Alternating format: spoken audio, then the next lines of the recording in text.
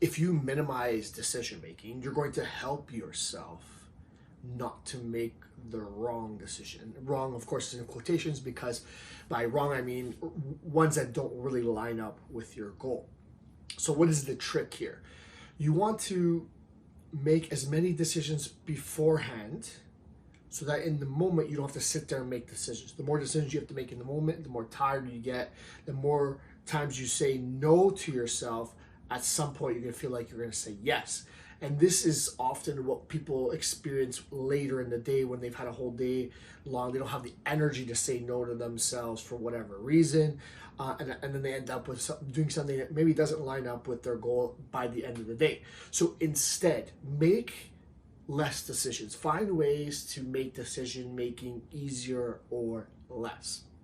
And I think I've used an example of somebody, it was a fitness influencer or something, where he has, I think, 8 different pairs of shirts and 5 pants, whatever, and he just cycles through them. He doesn't have to think about it. It's all plain colors. Doesn't have to think about what matches with what. He just grabs it and go, because he feels like that decision is not really helpful for him. So he just needs to be dressed. So he'll just grab 2 things and go.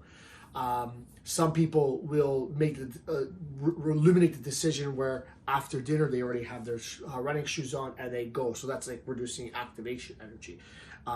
But the whole premise here is that you need to eliminate the decisions and holding back against your goal, and make things moving towards your goal a little bit easier. So don't bring things into the house that you have to continue to say no to and decide not to have.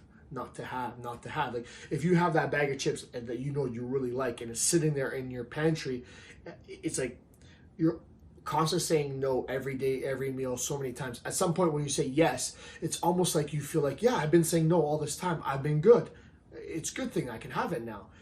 Whereas, yeah, kind of, but at the same time, like if you didn't have that at all, it wasn't in your house, you probably wouldn't have it, and you wouldn't have that guilt, you wouldn't have that concern that maybe you're affecting your goal negatively.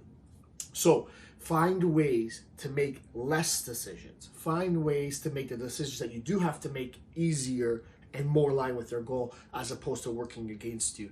But by all means, the less you have to think about it in the moment, the more likely you are to do it. So make that path very simple, very easy towards your goal.